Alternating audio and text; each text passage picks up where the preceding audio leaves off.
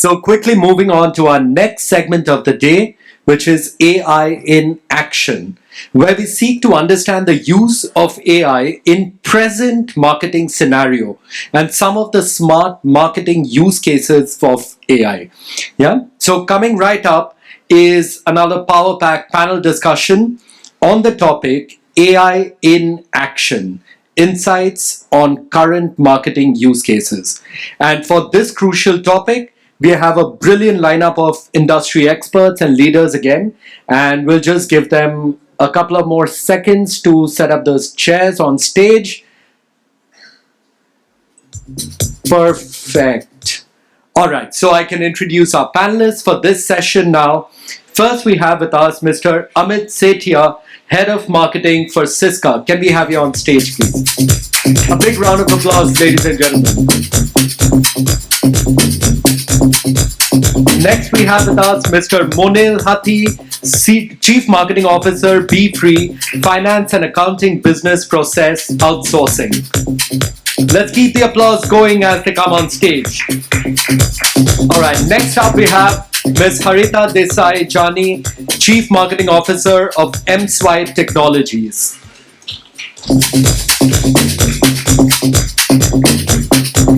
Next up on the list we have Mr. Pravin Mohare, Chief Marketing Officer, Think 360.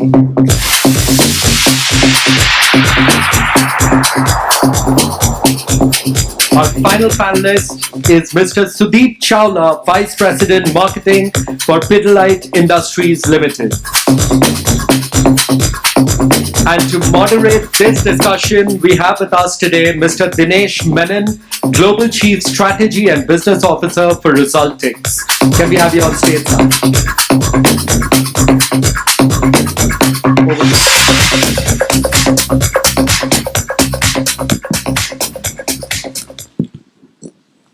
Gosh, so much of AI. You guys seriously interested in more AI today?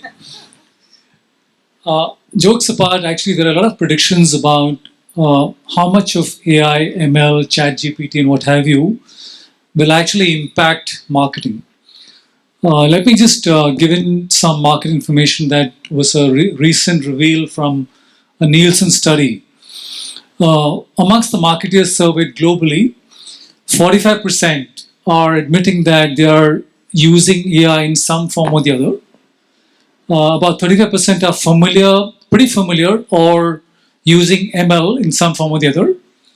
And ChatGPT, which is about less than a year old, the study claims that about 35% marketers are using this very, very quickly.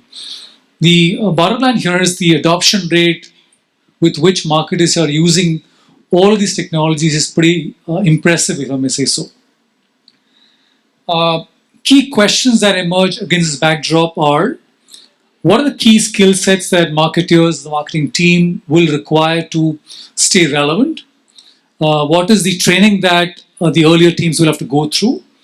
What happens to the teams that will probably get moved out or shunted out because of this new change? Are all key questions. But the moot point is about where can marketing use all this, and the discussion today is all about the use cases that marketing can put all these technologies to use. Before I dive into the panel here, which is a very assorted mix, if I may say so, I want to share with you a very interesting example I personally came across and read about. As much as we think it's data-oriented companies that are using AI and ML to the hilt, it's interesting to see how CPG companies are doing that as well. A good example I read about recently is Diageo. I'm not sure if there are whiskey drinkers in the room here. They have a concept or a platform called What's Your Whiskey? It's a digital platform. And what they do is actually seek answers to simple questions from individuals about what your food flavors are. And basis that, they map it against a set data of aromas and flavors, and then go on to recommend what whiskey should you be buying or most likely to enjoy. So they'll actually go to a level of saying, Johnny Walker, 15 years old, 91% match, 95% match. And all of this have got a price attached to it. So if you are price sensitive, you can pick the same 95% match, but at lesser dollars or rupees to that bottle. So that's an interesting example. Not only that, they didn't stop there. They've gone ahead to extend the same capability to e-com stores and to retail stores. So when you go to buy a whiskey, the same concept is applied. So I was quite impressed with the way they're applying AI to a boring, mundane thing which you never thought would be usable using AI. So anyway, that was the example I want to give you. So that's how intelligently they could use that. There are more common examples like Samsung, for example, utilizing the performance Mac platform with Google to personalize ad serving and so on and so forth, which eventually results in better conversions. And that's what the holy grail for market is all about. So much for an example I want to talk about before I dived into the panel. So let me kind of jump into the panel. The first question, I'll kind of keep it open for an icebreaker, would be about with the advent of AI, ML, and ChatGPT, almost every business leader is scratching their head and exploring newer ways of identifying opportunities to improve their business and revenue. What do you think are going to be the more relevant or turning points in how marketers can actually improvise customer engagement and eventually conversions using all these technologies? Let's kind of break the session with that and then get into more detailed questions. Whoever wants to go for it? Sudeep? Okay, almost everybody seems to be looking at me to. Do your Pidilite, right? So Yeah. glue is there. Yeah. So, yeah. So I think a lot of use cases spoken about AI are largely about engagement or personalization. I would possibly talk about a case which is different from that. In my industry, I take care of this brand called Dr. Fixit. We try to waterproof buildings or houses that are either newly constructed or repaired. One of the key components as realization was that my product plays only 5% role in stopping the leakage. 95% of the role comes from identifying the right problem and preparing the surface well before you apply. The problem identification was an issue. Not everybody was able to do it very, very well. And therefore, we needed what is called as customized standardization. Therefore, ML, feeding hundreds and thousands of images of faulty surfaces, teaching machine to identify surfaces, problems, throughout solutions, putting it into application via Teams, and then giving access to contractors at large, thereby upskilling them to be able to identify with about 97-98% accuracy. Now, I was not desiring any customer engagement there. The only engagement I got was from contractors in the middle.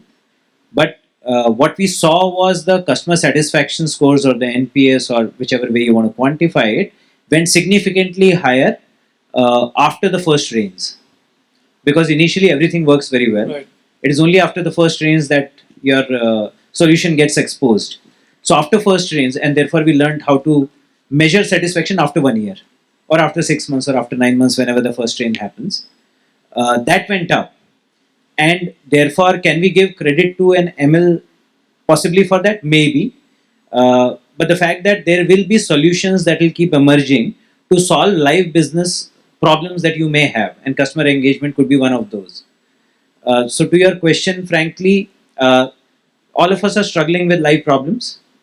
There are solutions lying around somewhere. I think the key is in experimenting, finding out whether it works or not, and hopefully finding out before it turns too late. Interesting. So, in fact, in your category, the moment of truth happens much later because of what you just articulated. Syska, what is your view on Syska as a category, or light bulbs as a category, and what do you experience, Amit, in your space about customer engagement and conversions? See, I think when you think of Syska, obviously you think of LED lights, and light as a category itself is very vast. I mean, like more than 700, 750 SKUs, right? So I think for us, when you look at customer engagement, I think before that you have to go back a bit and figure out as to what is being required at what point in time in which particular geography. And I think that's where we have started the application of AI before it goes out to the customer. That, are you able to at least understand what kind of products are going to be required, and are you prepared for that? Because right from production, warehousing, logistics, and the entire distribution, it takes a lot of time. So I think for me, the journey begins right at the stage of understanding the demand first, and obviously then later on we'll discuss as to how, in fact, AI has played at least some important roles to understand, if I can enhance the engagement of the customer in a category which organically doesn't have engagement, right? So as to how, we have been able to achieve this, I think we'll discuss this as we move on. Thanks, Amit, for that. Let me move to Harita. Wearing your BFSI hat and not just the current job, the entire process of targeting to acquisition to onboarding, loyalty, and advocacy, the entire lifecycle journey, which is what every marketer strives for. Where all do you see AI, ML, Chat GPT, and stuff like that being put to best use? You can refer to your current job as well. But BFSI is very interesting as a category because that's where I personally also come from and believe that a lot of marketing happens besides CPG. So if you can shed some light there. Sure. So today there are thousands of tools and platforms that are available that cut across all aspects of marketing, right? I mean, be it starting from research, where Sudeep and Amit touched upon how they're using it for research, but starting from research to creating content to driving engagement, and then going on to onboarding and seeing through the entire life cycle of the customer. There are tools available for everything, and there are thousands of more coming up every single day. If I were to really dwell upon what we've really and businesses are kind of transforming, marketing is seeing a huge evolution to over here. So our business problem was really that we are catering to the merchant community, providing them with payment solutions, and these merchants are available and they are present across the country to the smallest towns and regions and villages, right? How do you really reach out to merchants in these small towns and villages? And if they do face a problem, how do you really solve for that problem? Sitting in one location or sitting in a metro or sitting in a place which is probably 100 kilometers away. So we've started using conversational AI very extensively to engage with this customer base, and we're seeing huge amount of efficiencies pour in over there, where even in the onboarding journey which we've built through conversational AI, which is on chat, we're seeing about 30% of our customers that are digitally onboarded are actually coming from small towns and villages. They are from tier 3 to tier 6 markets. And it is heartening to see that these platforms just are so easy to use and adapt to, that people are using them so effectively, even sitting in that small place out of their shop. Apart from that, when it comes to engagement, I mean, our service, right? So we have a back-end help desk, which actually there are human beings who talk to people, but they are only available up to a certain hour. What do you do about a problem that someone may have at certain late hour in the night? How do you solve for that? So again, we've started building a conversational tool on chat, which is able to solve problems for the merchant right there and then. And the beauty is that you're able to talk to the merchant in the language that he prefers. So I may actually I may type my message in English, although it is Hindi. So I may say UPI use karna hai, but I might type this in English. AI is able to detect that and start talking to the merchant in Hindi, because you realize that he is more comfortable with Hindi. So yeah, this is one of the strong use cases that we are seeing. We're working on a lot of experiments. I think we spoke about experiments, and experiment is the key. I would just say experiment across various platforms. So we are also using a lot of content. Generative AI for content in different ways, with audio, with text, and yeah, it's fantastic. We'll touch upon content in a while. Like somebody said, AI and Jugaad. I think AI itself is Jugadu. So moving on to Pravin. Pravin, you are in a space that you see a lot of traction where data analytics is the one industry where AI has been put to use for a long time Yeah. and being used productively. Yeah. In your experience, what are you seeing, or what are the different ways that you're seeing where AI is enabling management leaders to make very incisive decisions or insightful decisions using AI where it's relevant, specifically in the area of data, which goes beyond just marketing? Okay. Let me try. Hi, my name is Pravin, and I come from Think 360. The context of our business is we help BFSI companies or fintech companies go digital. So we operate basically in the digital lending space, right? Anybody like a Sudeep, or a person walking on the road needs a loan. Obviously goes to a BFSI company or probably looks at an app and looks at his credit worthiness. All the scores that are built behind are built by Think 360, but companies similar to us. So we operate in that space and KYC and all that stuff, right? We ourselves are a AI, data science, and a cloud company, right? So AI that way is a very enterprise strategy for us, right? So while my answer may not completely satisfy कि यार data हम लोग कितना use करते हैं कितना नहीं, so I'll tell you where my use cases have been. And when you say, I think I'm on the right panel, AI in action. I think if you need to put AI in action, you need to be in action first, correct? That doesn't happen without that.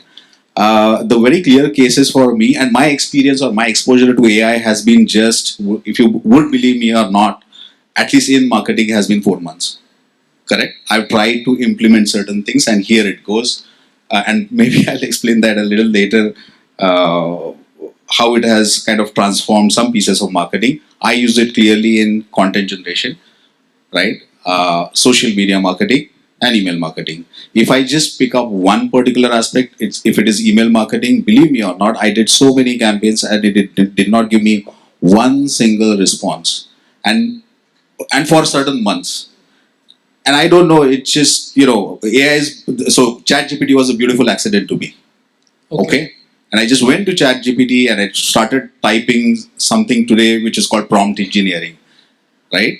And I didn't know what is a prompt, but I started typing something and it did give me some beautiful responses. 60-70% of that I picked up and then I added my own context to it because I'm with Think 360. I know who my end customer is. Sorry, I'm carrying a lot of papers because I think I need to refer this. But I picked up that context, who my customers are, what my customers need, what my solutions are, what are the problems that I'm solving for them, how will it make them happy. That's the context that I brought in as a human to the response and I started email marketing. And I think I don't want to tell you what numbers I'm hitting, but I think I'm doing beautifully well. I have another person in my team who is budding me for demand generation activities now, and it has brought in quite a few leads for us. Okay? Okay. So that's the context. For us, data matters a lot, whether it is contact data, intelligence data, account intelligence, or any other kind of data that will help us build campaigns. It kind of enables your ABM campaigns maybe. We are not in the ABM space yet. We're trying to figure out quite a few things. But again, as I said, AI is a beautiful accident to me. 3 months of experimentation. People have been talking about it. It's been a beautiful experiment, right? And I think I might want to bring some, Bollywood context to it. I think there is a movie called Life in a Metro. Irfan Khan says to his girlfriend, "Green signal laga hai, cross karo." I think there was some fear about AI here. Just cross that signal. That's okay. Okay? Does that help? Thanks, Pravin. Let me just build on what you were saying. So, moving to the clients that you work with, what is the one or two areas that you're seeing most impact on your client side? On the client side, okay. Traditional banking versus digital banking. Speed, accuracy. So if you now see, there's a lot of growth on credit. Okay. People are picking up a lot of credit. So the world for us is financial inclusion. And I feel AI is also a lot about inclusion. Correct? Anyway. The impact that we have seen is small time finance companies can go and hit the markets faster with apps. Very simple. They can bring in a lot more customers to the financial fold. People wanting a 500 rupee credit, you can make that available from 500 rupees to maybe even 5 crores, right? Look at these SMEs, small time SMEs who want to grow their business. They can come up to a finance company or a fintech company. They can get enrolled, get a loan, whatever, right? So it's not just loan, but a person sitting remotely. I'm just taking an example. Remote is part of Bihar or any other state. We can have a video KYC, get that person onboarded in just seconds, maybe. But is your AI service also helping in, let's say, expanding market inclusion by, let's say, credit modeling or risk modeling? Because absolutely, that's the space. Okay. That's where we are innovating a lot and pioneering. Got it. Okay. In fact, this is a space where fintech is actually using AI a lot, because the whole idea is that how do I lend to more people by underwriting at a reasonable risk pricing? That's an interesting space to be in. Sudeep, you had a point. Did you raise your hand? I was possibly referring to the first question you asked, where you say, how is it making people make better decisions? Yeah. My experience has been that when you look at a certain process and the results, there are various failure points in a process. Right. Last time I counted in my service delivery, there were 23 failure points. Now, when I look at the final result, I'm not sure whether there's a problem with efficiency or with effectiveness. Efficiency means that whether people are doing their job or the process is working like it's supposed to, or whether it is garbage in, garbage out.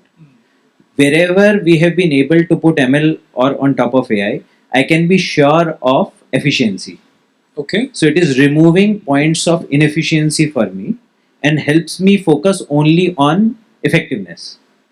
And the more decision points I outsource and therefore use tech what is repeatable, use human touch where it adds value, then I'm able to make decisions only basis effectiveness, and I can forget worrying about efficiency. That's where my experience has been. Interesting. Thanks for that, Sudeep. Coming to Monil, you come from a unique space from among the panel members here. So Monil is from a company called, from Befree, correct? Yeah, Befree Finance and Accounting. So it's a BPO. Interesting space. I was talking to Monil outside before the forum, and he was telling me that the market is pretty huge in India. So Monil, coming to you as a marketer, where do you see the role of AI in, let's say, hyper-personalization? And because you must be doing a lot of ABM, it's all about individual communications and not mass media. What do you see the role of AI? If there are examples you can quote from your own company where you're seeing the delta being delivered because you applied AI or any other tech that's in vogue today? It's a very interesting question, right? So before I go on to my example, right, how I use AI in ABM, I have a bit of a contrarian view here, right, when it comes to hyper-personalization, especially in B2C.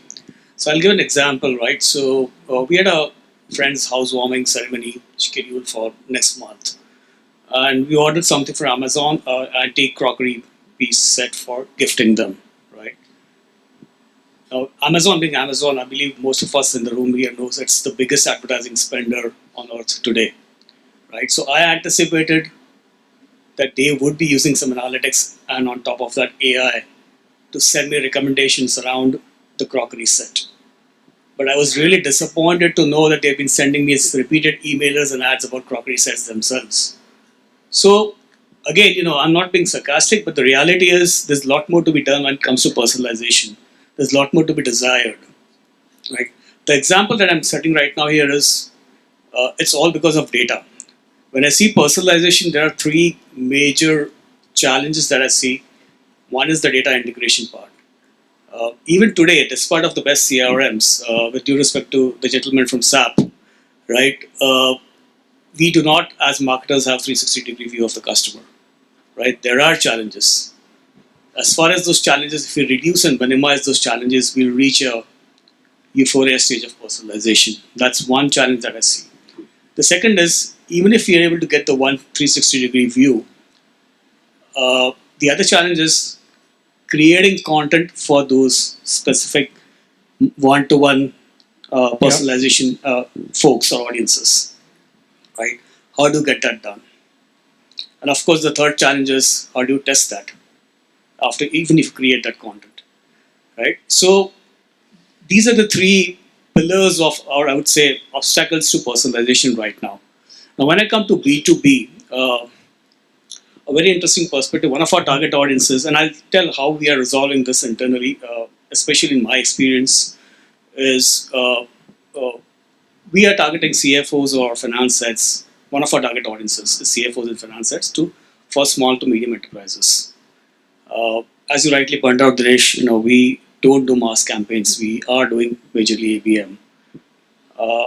And ChatGPT, has been a boon to us. And this is how we use it.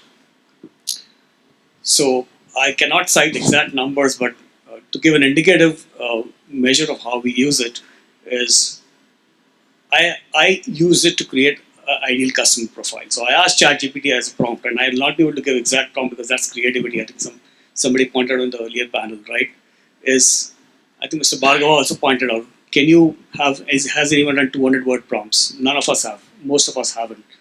I tried running a 100-word, 150-word prompt, right? And asked ChatGPT on what are their major goals and what are the pain areas they're trying to resolve as finance heads and finance personnel in a particular geography. I got really good answers. I had to really read through them and make in context of that particular geography. The second piece I address as content is I asked ChatGPT the next question is, okay, so these are the goals and these are the challenges. Now, what would they do? What is the how-to questions, right? So those how-to questions gave me an year's worth of content. I still not published it, but the consideration part of the content. So that is something that I got possibly, before ChatGPT, it would take me months to produce it. Now, literally, this campaign, I'm set in 3 hours flat, right? The third part is that experimentation, which is still very manual, and the reason is I am blessed with less number of data. We are not targeting thousands and thousands of CFOs. So I can cut down by industry by 500, let's say 1,000, customize, as you rightly said, email marketing for them.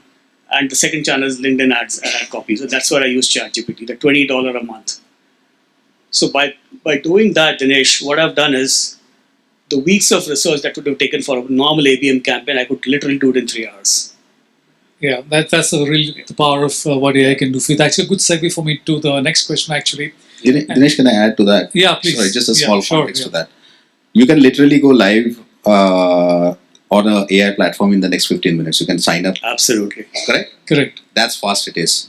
I'll add to his context now. Ours is also B2B context. So if I was targeting, let's say, the behemoths of financial world today, they are a bank, they are an insurance company, they are a wealth management company, they are a securities company, they are blah, blah, blah. Okay?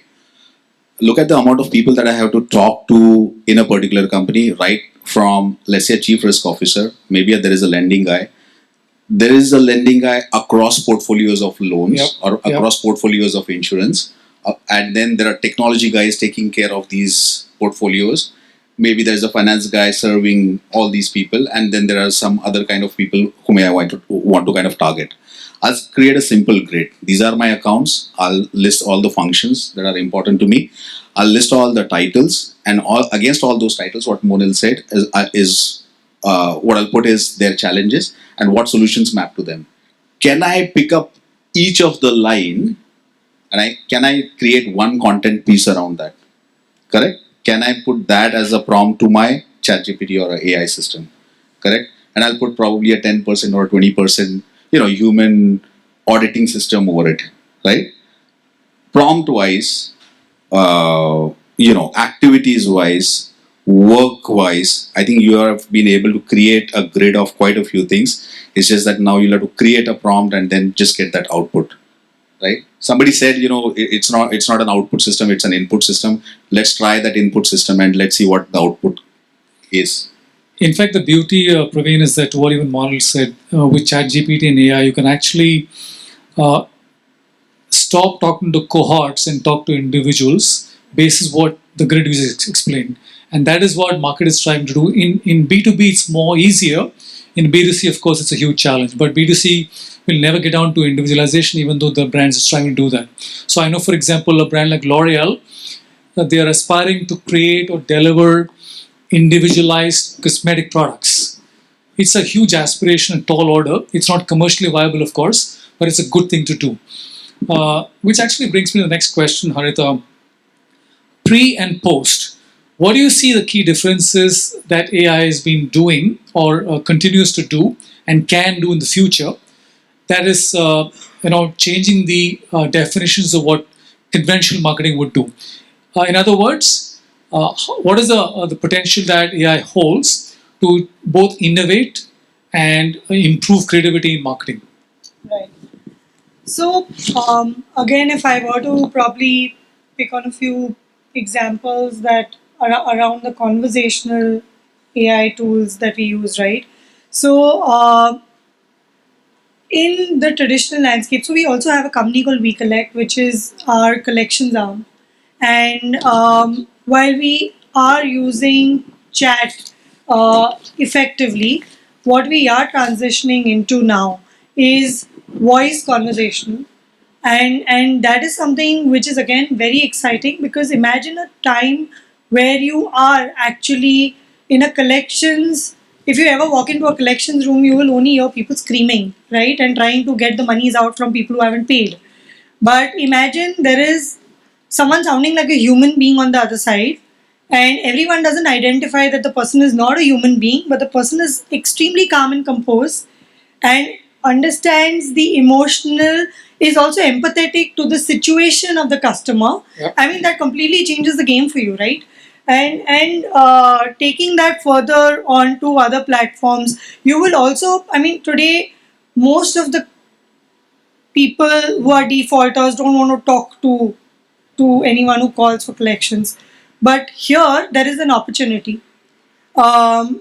This is one of them, and compare it. So I'm just giving a comparison to the traditional, just the callers. It also, I'm not saying that the callers will be completely replaced. What really happens is that it brings in a lot of efficiency in the way people are working today. Apart from that, if I were to take the example of our conversation, again, chat conversational bot, um, we are using, we are actually having multiple functions come on to the chat conversations today. So we have different functions who interact with customers today on a day-to-day level, and they are for mundane tasks. Now, typically in an old scenario, there will be a caller calling 20 numbers to realize he could connect only with two, but or thousands of numbers, I would say, right, across multiple people in the team. And bot just does that for you. It just connects the people who are available and then leaves you to connect with the rest who are available later. Even over here, we, in the chat conversations, what we are bringing in is live agents. So if the consumer is trying to address, if we are trying to address the problems of the consumer right there and then on the chat, but if for some reason the conversation is stalled because there is some glitch that the person hit along the way, then we are getting live agents to complete that conversation. So that's just kind of elevating the experience at the consumer level. um, Merchant is happy, and so are you. I mean, evolving as a company. We are using voice platforms, text to speech, very effectively again to kind of put together multiple content pieces, video pieces that can reach a consumer in different languages that they want us to hear, that they want to hear. In an old scenario, one would really record that conversation, take whatever amount of time, and like you said, that today it might just take 15 minutes for me to just put out that whole voice together. In fact, lesser than that, to design the script and to kind of generate the voice and to put the entire video content piece together. So that's Thanks for that, Harita. Let me move to Sudeep. Sudeep, it's very obvious that companies have no choice but to embrace technologies, especially AI in marketing. Coming from Pidilite, which has been a traditional company which can also adapted itself pretty well, where do you see or what do you think are the buttons to be pressed for organizations to broaden the application of technology like AI to ensure that it is democratized truly and not siloed? because these things tend to happen, right? So how can this be driven more effectively? I'll start with you, and then probably somebody else can, other people can add on. Yeah. I'm drawing inspiration from some of the changes that I've seen at Pidilite getting democratically applied. It starts by obviously marketeers and some of the other consultants that are brought in that evangelize the benefits of a change. Right. You create certain use cases in all part of the businesses, not just sales and marketing, but in production, in supply chain, in manufacturing, etc. That leads the organization to commit itself to create a technology stack that can therefore support all kind of use cases regardless of wherever they come from. Right. So there is a tech stack that is needed, and then there is a vendor stack that is needed. With a combination of these, it then provides an ecosystem for any function, any business, or any part of the business to go ahead and submit their data, which gets processed and thereby get an output, or thereby any kind of output. It could be an insight. We say that prompt gives content. Honestly, AI also gives us prompts, and what we respond back is either with content or with ideas. Correct. So you can derive whatever you want out of it, but being able to inspire people through and through with some use cases, putting some kind of tech stack as well as vendor stack together, and there you have it. You have a formula where you can have a lot of people then riding on that and creating use cases of their own. Interesting. Thanks. That's it. Anybody else want to chime in on that one? Can I add? Yeah, sure. I think I have a lot to speak. Rambling with ideas. But anyway, that's a good point. In the whole ecosystem of experimentation, please understand that marketing is also an experiment. I mean, marketing as a function. It is an easy experiment, right? You are connected to your internal teams. You are the face of the company beyond the sales team as well, right? You also get a lot of data insights from, across channels, right? So please understand that you are also an experiment, and probably you are also a guiding light to your internal teams. Can you implement these things and make certain things a part of the actual core processes for your customers or for maybe other functions? Can you do that? Right? So I think you need to record all these successes, so to speak, and tell maybe, two outcomes which you are absolutely sure of, right? So in the whole paradigm, I think if you're 80% successful in 80% of the cases, you are actually 64% successful. That's enough. Got it. Amit, you want to share some of your experiences of what are the typical, not typical, what are the campaigns you've been successful in utilizing AI at Syska? Okay, so I think if I have to talk about campaigns that I have used, basically basis the AI part of it, I think I would say, so Syska, beyond LED, we are also giving grooming solutions. Okay, so a lot of these trimmers and shavers and straighteners, curlers, etc., etc. So if you go by the traditional approach, when you are devising the campaign, obviously you will go by demographics. Okay, somebody is from this bracket of age to that bracket, gender, etc., etc., location, and you're done. Okay, now because of the fact that today we are experimenting with AI, I think what we have discovered is that how you can go beyond demographics. An example would be that so maybe in my content piece which I'm putting out on mass media, I will showcase somebody like a young guy or a girl who's trying to look good, right? Because they want to impress their dates and friends and everybody around. But what we have realized is the micro segmentation that was done by AI, because of which we are able to target the mindset. Now the mindset of an older guy to look well groomed is very high compared to a young guy. Yeah. So we were actually able to identify and discover these kind of potential customers, and actually come back to them with a very, very personalized messaging. Because what happens that when a young guy goes to a parlor or a salon, you are very confident of talking about what your requirement is. But when you are not so young, like if you think, and if you go and give the brief that I want this kind of hairstyle or that, so you are a little uncomfortable, I would say. So I think those are the very finer nuances that we discovered because of the tech tool, and we were able to generate more opportunities for the brand. So I think as simple as that. Good that you found your light bulb moment, metaphorically. Uh, I know we are heading to time, so Monil, let me come back to you, and this is a closing question for all of you, and some of you can take it. Do you believe that marketers have understood and perceived AI in the way it ought to be done? And what are the potential associated risks that one has to be on the lookout for? Who wants to go for it? Monil, you can start. I'll just do it very quickly and very briefly. I think we are, as somebody pointed out earlier in the day, it's too early to say. Yeah. Not just marketers, even as an industry or the ecosystem. It's too early, way too early. Right. So that sums it up, right? And as far as the guardrails, I think we covered that earlier in the day. Facts needs to be verified. Yep. No matter where they're coming from. And even the regional nuances and demographics needs to be verified, right? All other regulations need to be followed. The law of the land, if you will, right? When it comes to the messaging, right? So I think those are some of the very low-hanging fruit in terms of guardrails and risks that any marketer should possibly consider before executing or even thinking about executing a campaign. So thanks for that. Any other points of view here?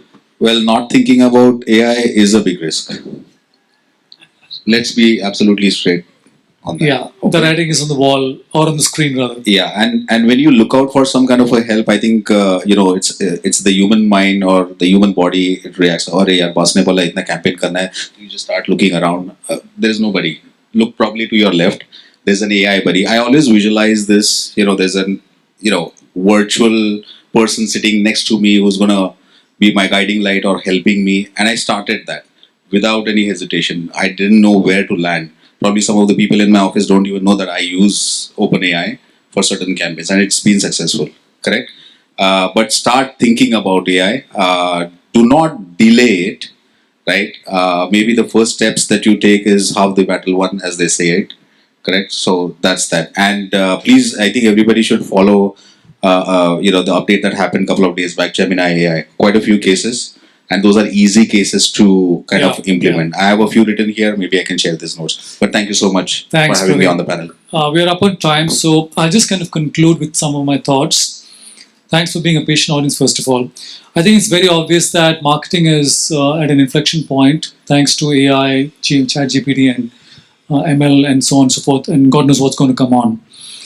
Data democratization has happened a long time ago. Now it's all about how can these technologies help us get sharper insights to arrive at pinpoint decisions that will augment business. I'm only hoping that AI will stop being artificial and it will become augmented intelligence, because end of the day, like somebody said earlier, it's a human mind that invented this affable monster.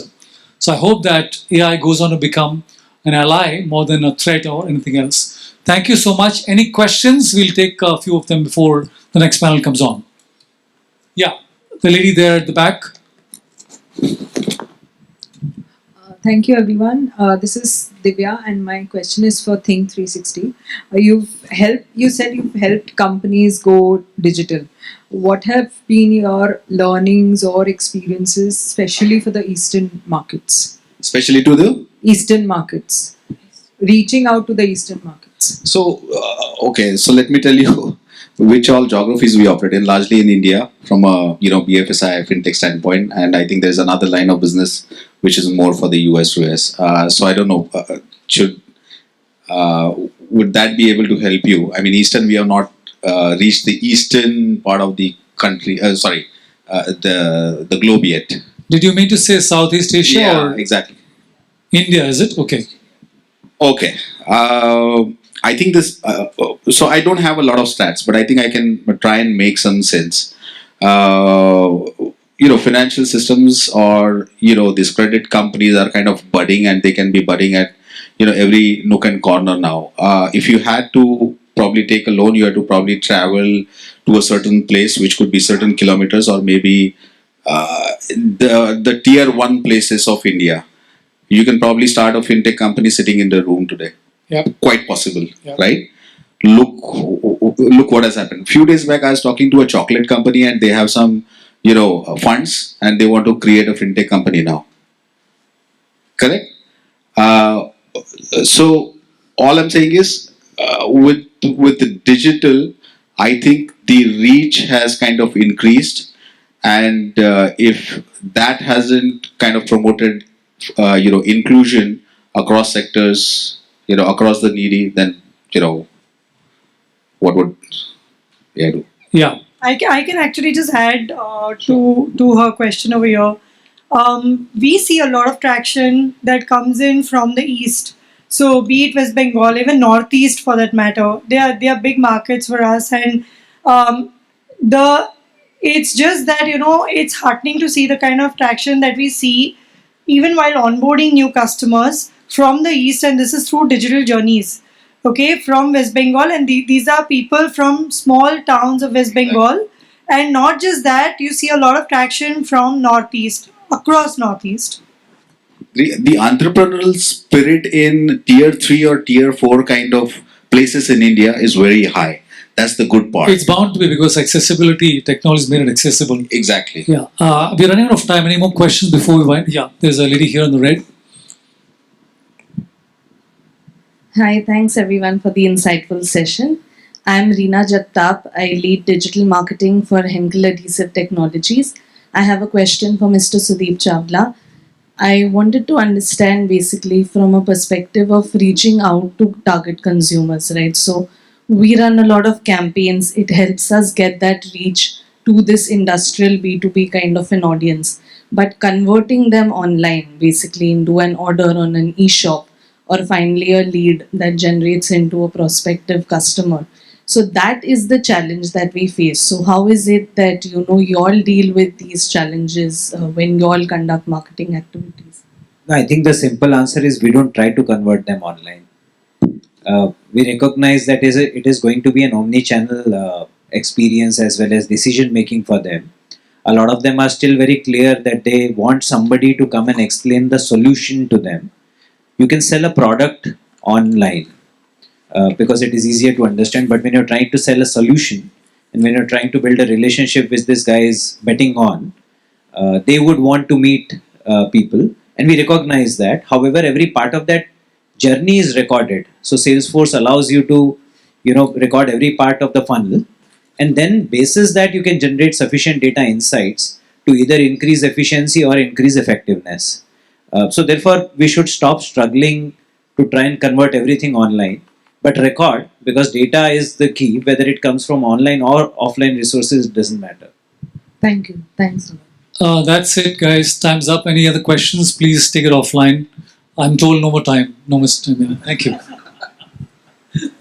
Thank you so much. Can we have a big round of applause for all our panelists here? May I request you to just be on stage with us a moment longer, and may I request Mr. Mohit Gupta to hand over some mementos. And I'm sure you all have a lot of questions from all our panelists. Please do feel free to connect offline, and we want this to be as interactive as possible, but we also have to keep in mind the time paucity that we have.